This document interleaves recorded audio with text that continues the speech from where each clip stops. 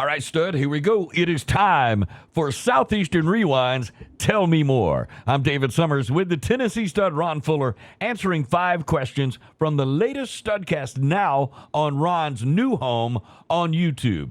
The 5 questions on this edition of Tell Me More come from Studcast episode number 22 called A Zany Night in Georgia. Hey, by the way, remember to find Southeastern Rewind on YouTube. Subscribe, ring the bell to get reminders on when the greatest stories in wrestling will be dropped on YouTube, and be sure to tell your friends about Southeastern Rewind as well. He is the Tennessee Stud, and we got him on the line. What's up, Stud?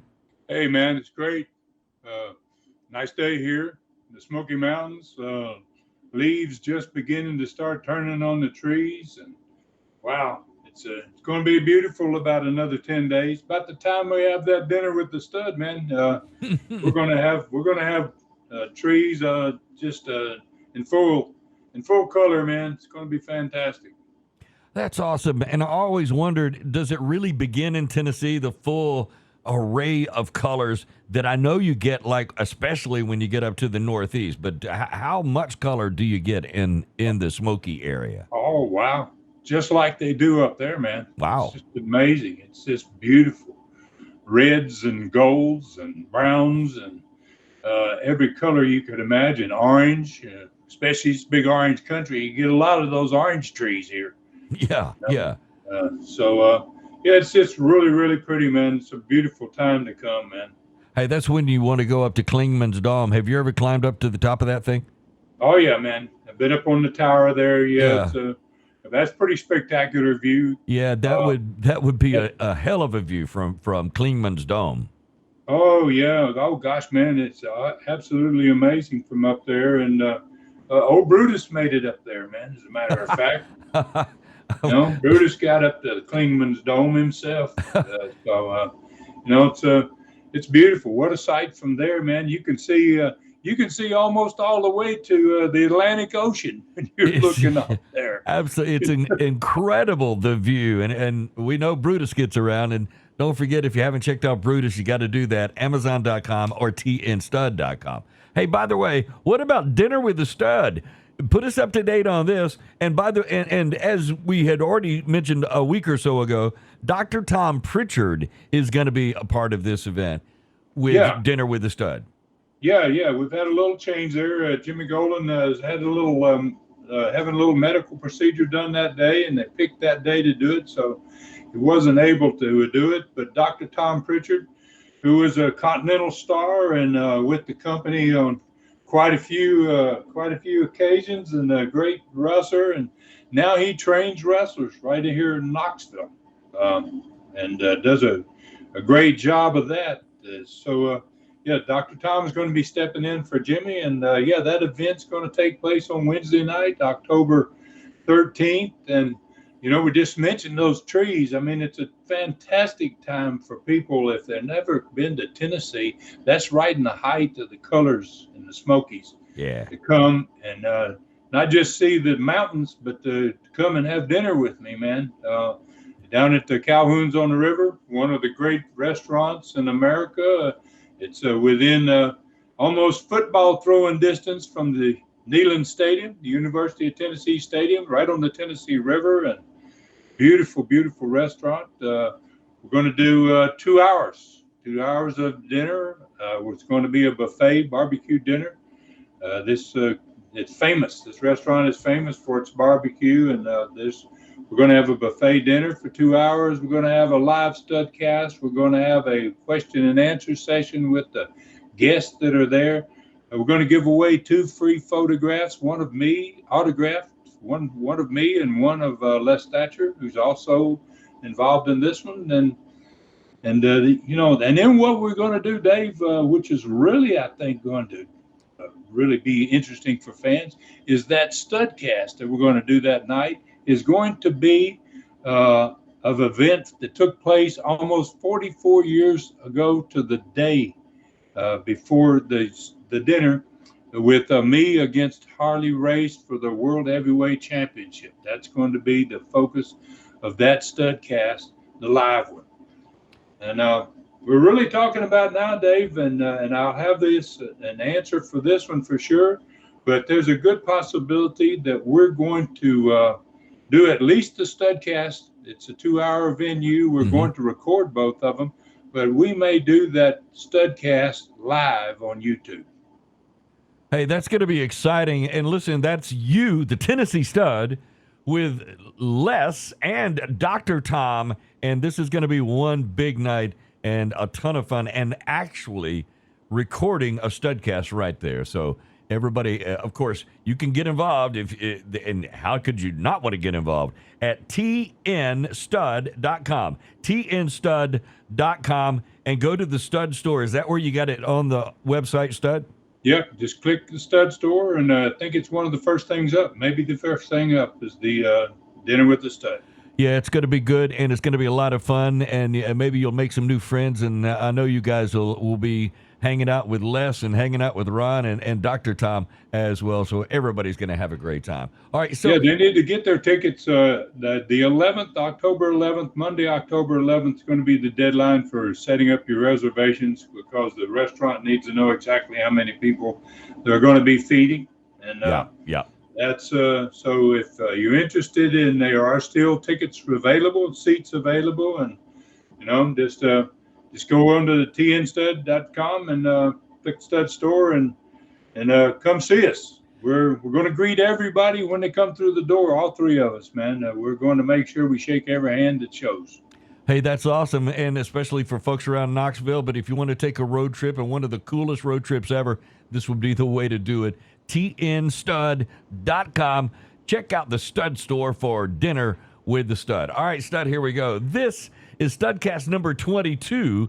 It is titled A Zany Night in Georgia, and it's the first of a 3-part Studcast about the largest crowd in Georgia history. Watching your father versus Mario Galinto, and another classic match between the two of them. And there were some really big matches between those two.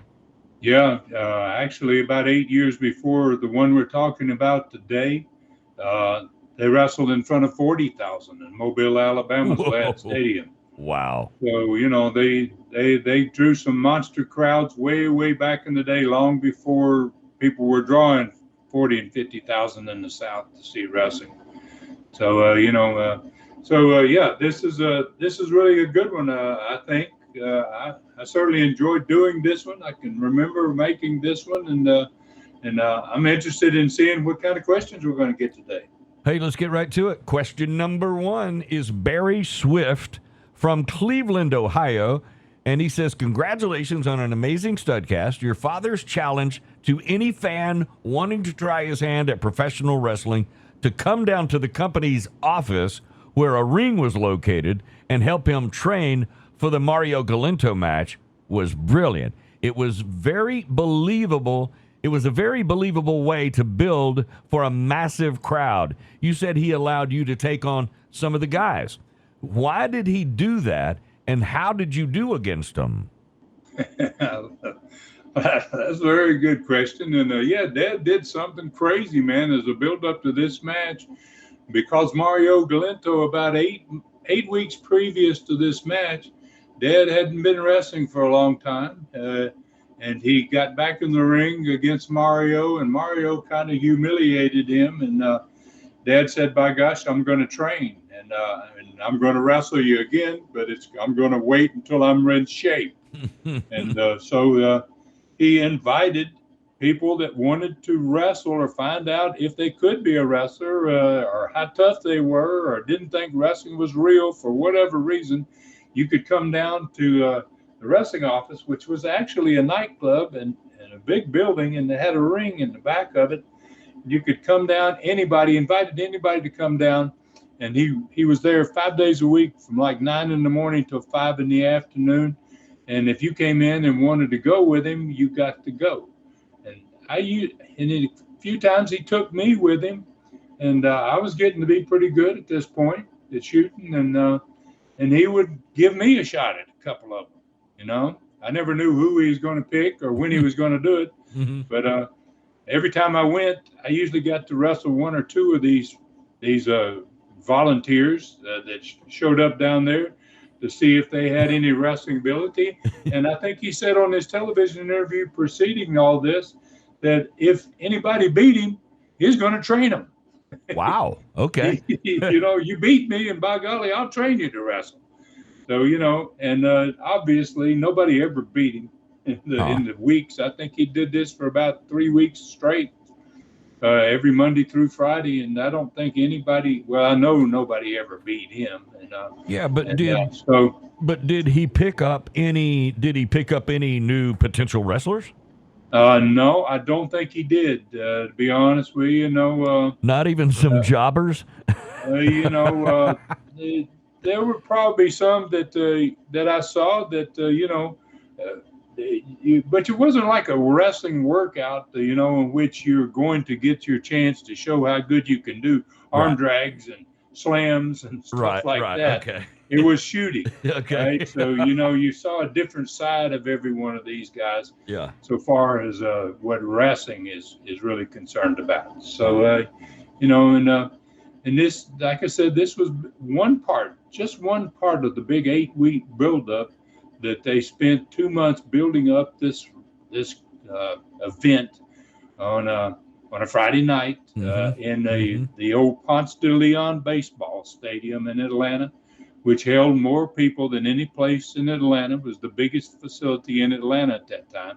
I think the following year, the Atlanta Braves came to town. They built them a stadium out there on I-75. But this was prior to that stadium being built, and it was the biggest venue in town. And boy, they packed them in there. Wow. They filled up the stadium, and then they put maybe an additional 5,000 people on the field. Whoa. For this. So it was right in that 30,000 range in attendance. The biggest crowd that Atlanta and Georgia ever had for wrestling. And remind us again, this was late. What time it was? Were we 60s or 50s? Yeah, this was in the summer of 1965. Of 65, okay. 1965, I was a junior in high school. We lived in Griffin, Georgia, just about 30 miles south of Atlanta. Yeah. And so to answer the gentleman's question here, Barry, I think his name was Barry. Why did Dad let me wrestle them, and how did I do against them? Well, Dad wanted to build my confidence up. I was becoming a pretty good shooter, and there were quite a few people who were showing up out at our ranch in Griffin that wanted to wrestle, thought they might become a wrestler, thought they were good, and Dad would instead of him wrestling them, he would always say, "Well, if you can beat this skinny kid here," and I was very skinny, 6'6", about 160 pounds, man. I was like a rail thin, man. And he said, "If you can beat this skinny kid, I'll wrestle you." And none of them ever got to wrestle him. I got them all. So he took me with him, on a couple of occasions, and he would say, "Okay, Ron, why don't you take this one?" And so. And it really was good for me at that time frame. It did give me a lot more confidence. I bet. I realized that I wasn't going to find anybody on the street most of the time ever that was going to be able to beat me wrestling. So that was good for me because later on it's going to encourage me to go to the snake pit and learn even more. So I didn't get beat. I can remember that summer I never got beat by anybody, and and it made me and I made everybody that I wrestled give up. I put them in a hold that made them give. I didn't pin people. Dad didn't train me to pin people. He trained me to hurt people. Yeah. Well, and that so, was you put them in the right position, and you got to know. That was it. I give. So that's the way I won most of them. Yeah, that's pretty definitive. They say, "I'm done. All right. Question number 2, Martin Oswald, Memphis, Tennessee. You told lots of great Mario Galento stories in this episode. What do you know about his confrontation with the Jarrett Welch promotion in Memphis in the 1970s? Geez, that was a pretty big incident, but I wasn't around the Memphis in this particular time frame. Was spending a lot of time there in 1975. I was a Southern heavyweight champion for Jarrett in Memphis territory, but uh, uh, this I did not. I wasn't there surely to see it, but I do know a little bit about it. I know that Mario Galento was having a lot of problems with Jerry Jarrett, and my grandfather Roy was still involved at this point. It was the Jarrett Welch Wrestling Company that were their promoters, and Mario wanted to work for him, and they didn't want to use him. And there was a lot of people didn't want to use Mario because he was a totally different type of worker. He had a mindset that was different than most every wrestler in the business. He saw things differently, I guess is a good way of putting it, than most wrestlers. And I think this incident that the confrontation maybe this guy's talking about is Mario showed up at television, at the TV, which was an hour and a half long every Saturday morning from 10:30 to noon. And he when he did, Jerry Jarrett and a few of the boys, they saw him there, and they kind of felt like, he might be going to do something here that we don't want to happen. And I think Jerry probably took some of the guys that were on the TV back into the dressing room and said, Mario Galento's out there, and I don't know why he's out there, and I didn't ask him to be here, and he's kind of an off the wall dude, and just be prepared if something happens, to take care of yourself. And so anyway, Mario stood in back by the crowd, and then sure enough, at one point he hit the ring. I don't know what he was intending to do, but but they were kind of waiting on him, and so when it happened, it wasn't just one or two guys that got in there on him. It was 4 or 5. Oh. And they beat him up pretty good. It was a shoot on TV. Yeah. And commentator was Lance Russell, and Lance didn't know anything about this. Lance wasn't expecting this. I would have liked to have seen the recording of it. I'm sure it was really an unusual deal. I can't imagine what Lance was saying. Right. When all this was going on. Yeah, you don't see this kind of stuff on TV at all, Yeah. To say the least, it was a darn sure a most unusual event. And gosh, if they had some video, I'd love to see the video. If anybody can ever tell me where to find it, I would love to see the video of that, where Mario Galento hit the ring on Memphis TV, and about 5 other guys hit the ring immediately following that, and put the boots to him big time. Oh, God, that would be a definite sweet spot on the Southeastern channel. Oh, gosh, wouldn't it, man? Oh, man, yeah. Too bad that didn't happen on Yeah. Southeastern Yeah. almost. Yeah. I Wow. wish that could have been something that happened in Southeastern, but Mario was a pretty strange dude. I mean, and he got publicity there in Memphis in a lot of strange ways. He saved somebody's life in a tornado there one time. Whoa. Okay. They had a tornado in Memphis, and people were trapped or whatever it was, and he tore a door off a building and got them out of the building. And he had an odd way of getting his name in the paper, and he got it in there quite a bit. But boy, he was a very different type of wrestler, no doubt about that. Oh, for real. All right, question number 3. Mason Albright, Dallas, Texas. Guess who we're talking about? Mario Galento was obviously a very controversial figure in wrestling. Why did your father use him so well? After seeing the photo you used on your website for this studcast with Mario's face so messed up, how could anyone be willing to do that to build a territory that he didn't own? This guy's name was what? Mason? Mason, yeah. Yeah, from Dallas. Well, Mason from Dallas. Wow. I think you answered your own question, man.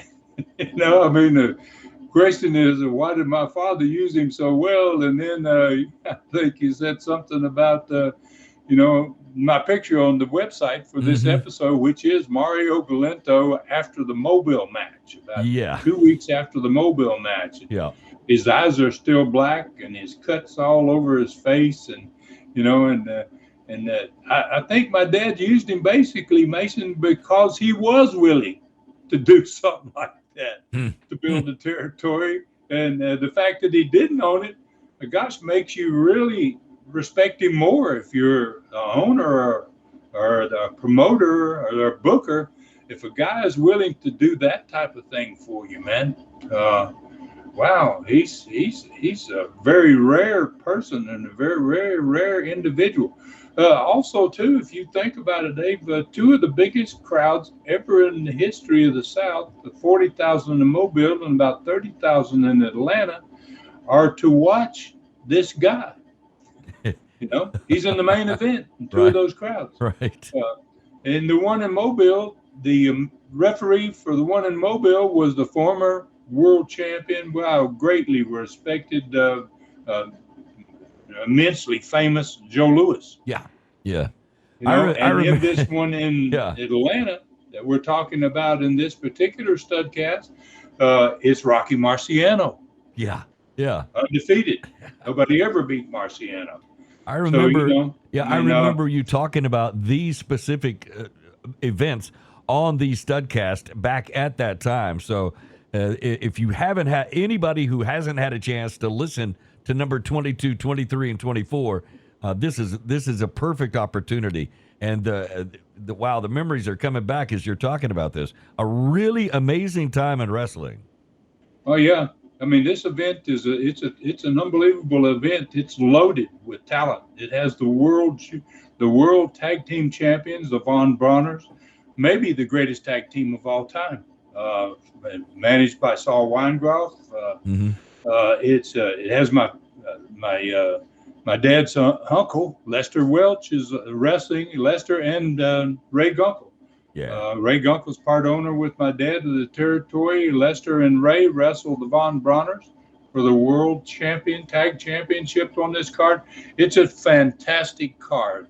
And I go through the whole card, and I give all that information in these 3 episodes. It took 3 episodes for me to really feel comfortable that I had described this event.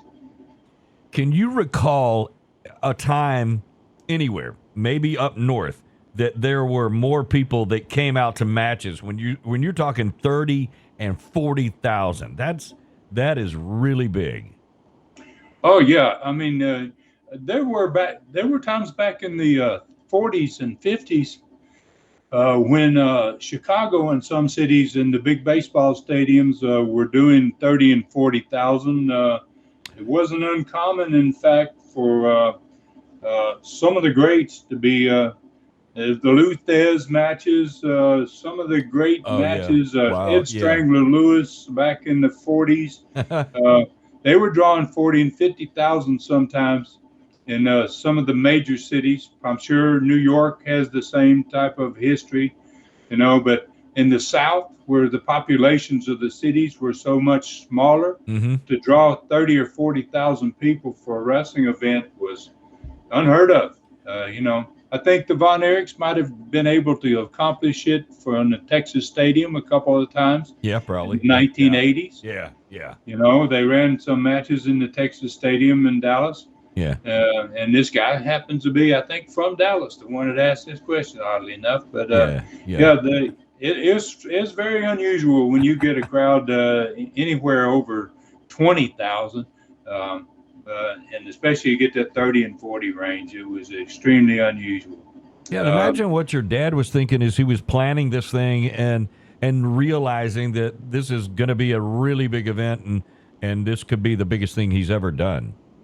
Yeah, of course. I mean, he knew that what happened in Mobile basically 8 years earlier, and obviously Atlanta was much bigger than Mobile, the city itself. His problem was his stadium wasn't big enough. They turned a whole lot of people away. I don't know how many people couldn't get in that night. I sold tickets, and it was the biggest. Wow, I'd never seen that many people. They were hanging off the bars. They had bars around the ticket booths, and they had 5, 6 sellers in each one of these huge ticket booths. Yeah. And the people were climbing up on the ticket booths and begging for tickets. Yeah. Just sticking money through there. Take my money. Give me a ticket, please. Just take the money. Take the money. It's like crazy. So, phenomenal event, and it deserved 3 Studcasts. Oh, absolutely. It's just amazing to think back to that time and those old stadiums that, well, now, as we think back on those, but those were the events that people wanted to be at, and they were one-of-a-kind events in their day, so that's just cool. All right, question number 4, Sam Lavery. We've been to Memphis, now we come back to Knoxville. Tony Basilio is a great contributor to sports in our area. With your show, he was very good at bringing up unusual things, like in this episode, Ron Wright's death announcement when he died, causing the mayor of Knoxville to call into his radio show and cry on the air. Why do you think fans got so involved about and crazy about certain wrestlers? Gosh, Sam, that's a great question. And Tony was very good at, while I was talking, he would go be on Google and he would be looking up things that were associated with what I was talking about. Yeah. And I remember in this particular show, I was talking about something else, and Tony came up with this, that he had experienced some really strange stuff with wrestling fans, and that when Ron Wright died, that Tony has a radio show. He had a radio show back when we were doing these 4 years ago or so, and he still has a radio show every weekend, and I guess it may be every day of the week. And he had Ron Wright. He announced that Ron Wright had died. Ron Wright was such a huge star in Knoxville and East Tennessee, all of Tennessee, Kentucky, Virginia, West Virginia. And where people had ever seen Ron Wright, they were always captivated by the character that Ron Wright was. And so he reminded me, I think, on this program about, when he died, that the mayor of Knoxville called up and wanted to speak to him on the show, and he interviewed him, and he said the mayor started crying about Ron Wright's death. that he was such a huge fan of Ron Wright that hearing about him dying caused him to, had tears. He said, you could just imagine the tears coming out of his eyes. You could tell he was crying while he was talking about it. Wow. So that is a most unusual one. It's a great thing for Tony to bring up. It certainly fit in with wrestling, and I think this gentleman's question was about why do fans get so involved and crazy about wrestlers? Yeah, well, it ain't about every wrestler, right? But there are certain wrestlers that fans just become mentally and physically associated with, psychologically and in every way. Ron Wright was a babyface for years. He was a heel for years, and I think it has a lot to do with wrestling being one of the few sports that fans can see you. It's not you wear helmets in football. You wear helmets. You put helmets on the bat in baseball. I mean, there are so many sports that you really can't see who you're cheering for. But with wrestlers, not only do you not have anything on your head, you don't have a lot of clothes on your body either. So fans get to where they get personally involved. Hey, but you knew him so well. You flew with him. He was a pilot. You thought you were going to die. I mean, listen, how many matches? I mean, you could easily answer that. What is it about? What was it about Ron Wright? Ron Wright was just one of those rare wrestlers that he had a certain charisma about him. So did Mario Galento that we've just talked about. He had a charisma too. Obviously, you draw 30 and 40,000 people to see you wrestle, you've got something going for you, something special. Yeah. But Ron Wright was kind of the same person. I mean, he just got he became part of people's lives. He was their favorite baby face when he was a baby face, and he was their favorite heel when he was a heel. And and passion. There's a lot of passion involved when it comes to the sport of wrestling. And fans get really, really tied in, and they have a rare relationship with a guy they love that they've never met. It's because they think they know him. Yeah, they feel like they see you every week. Yeah, they get to spend that time with you every week, and they feel like, well, this guy's great. I love him. I know him. Yeah. And when you walk down the street and they recognize you on the street, wow, I used to be just amazed that, you could tell they knew who you were, but they were hesitant to come and say hello, right?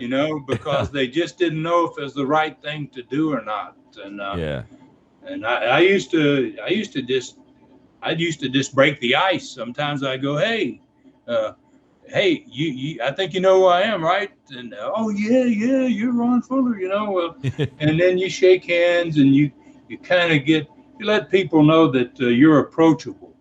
I guess that was one of the great things about wrestling is you were approachable. That's the key word. You couldn't go up to Brady, or a big time baseball player. A lot of those people were unapproachable. But wrestlers just they didn't mind talking to you and becoming friends. Yeah, that's easily the key word is approachable, and I think that's what Ron was. And they thought they knew him, and they watched him on TV, and then he was approachable, so they felt like they had a connection. So that's that's when you know you're over in the sport. All right, question number 5. Bradley Snow, Salt Lake City, Utah.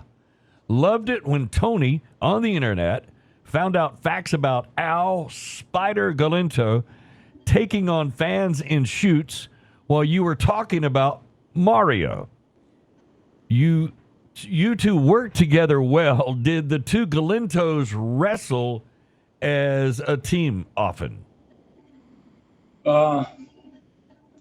Geez, Bradley, there's a lot of parts to this one.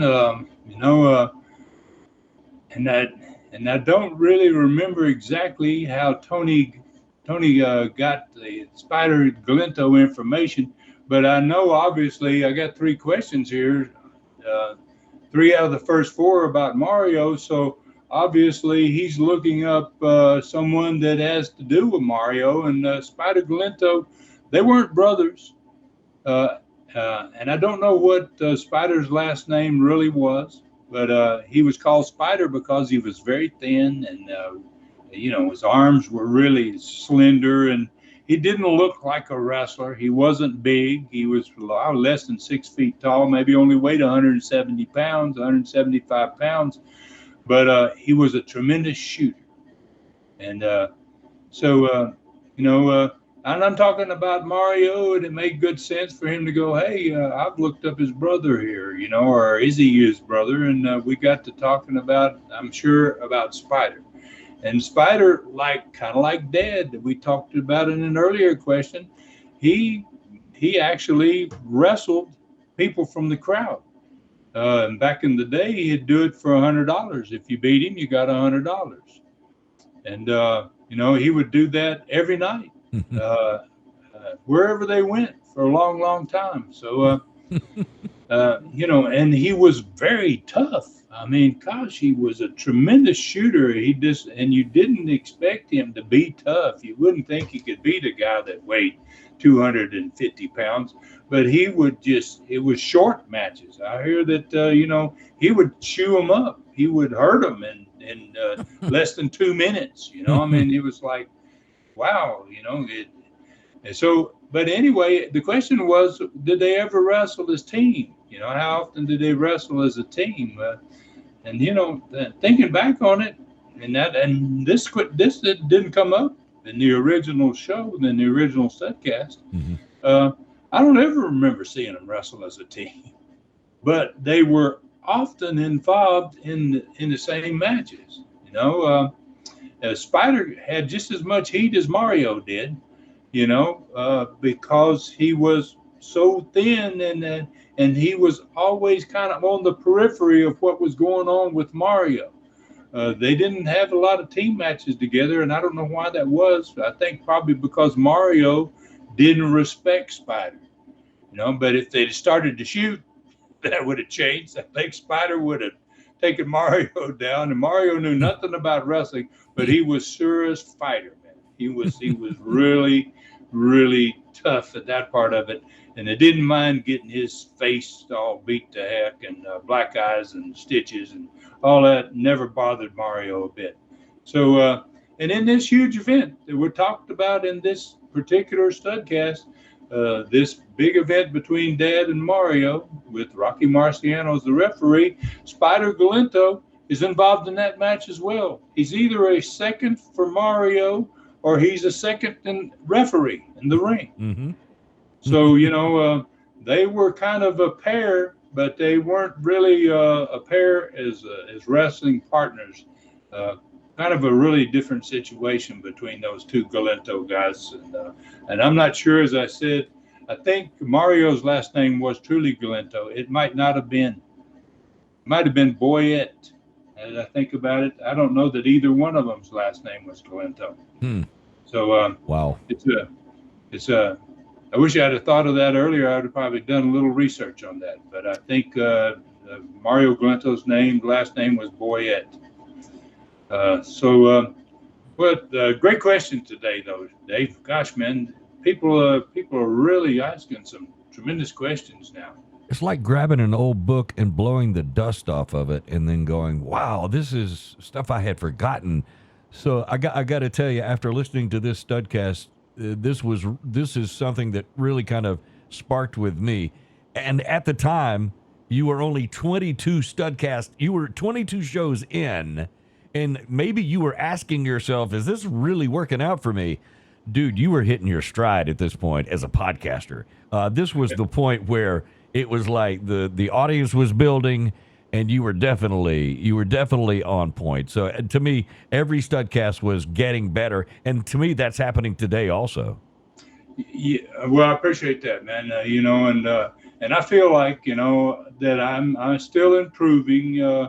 Wow, the content that we talked about in this number 22 that we're going to talk about in number 23 and number 24, this big event, wow, it's just great content. There's so many stories. There's so much backstories and all the things going on behind the scenes. And it just, it was easy. It was easy to tell these stories because they were part of me, and and it was my first time to be able to tell a lot of these stories, and certainly to tell them in a form in which they're going to be there and preserved. So it was a great time. I was 22 in, and think about it, Dave. We're getting close to 222 in. Right? Yeah, absolutely. And listen, I got to tell you, I mean, at that point. In our personal conversations, I was telling you, oh man, I can't wait till you get to the 70s, the latter part of the 70s, and that's when I was really into it way more. But then, having listened to all these, whatever was going on in the 60s, like you've been talking about, was equally fascinating. And so now, once I've listened to these, and at the time I was editing these shows for you. So to me, it was a terrific education. And as a kid, not being as aware, obviously, as you've been telling the stories of what was happening during that time. To me, all I could remember was seeing Andre the Giant as a kid, or seeing, some of the big stars as a kid. But really knowing the stories now behind him, that's an awesome job. So, and again, we congratulated you big time for making it to number 200, but can you believe we're up to number, 220? I don't know what we're 218, up. 218. We're around 218 now. Not too far from 222. Yeah. That was kind of a joke, but maybe only 4 episodes from being there But or something. well done, Stud. That's awesome and a good time today. Well, thank you, and thank everybody out there, man. I hardly ever get a chance to do it, especially on these Tell Me Mores, but I really, really appreciate all the fans, man, that I've got, and the fact that people listen to these old original ones. Not, I'm sure a lot of them heard them before, but it's really fun. This has been a real trip for me. This one alone, and going back and listening to it myself and realizing, wow, this was good subject matter. It was a lot of great things here in this one, and I just appreciate everybody's support out there. And come see me for the dinner, by golly. Yeah. You know, I think those are good people that show up are going to have a really good time on Wednesday night, October 13th. Absolutely. Find out more at tnstud.com. Listen, I already knew the name Sputnik Monroe, but after listening to the Studcast, now I'm a fan of Sputnik Monroe, and the same for Mario Galento and all of these great stars from that time way back. So another awesome job. There it is, another Southeastern Rewinds Tell Me More, where the Tennessee stud Ron Fuller answered 5 questions about Studcast number 22, a zany night in Georgia. Hey, stay tuned because part 2 and part 3 of those same episodes are coming soon. And you can find them at tnstud.com as well. And it's going to be on Ron's new home on YouTube, just like number 22 is now. Remember to find Southeastern Rewind on YouTube. Subscribe, ring the bell to get reminders on when the greatest stories in wrestling will be dropped on Ron's YouTube channel. And be sure to tell your friends about Southeastern Rewind. For Ron Fuller, I'm David Summers. We'll be back soon with another Tell Me More.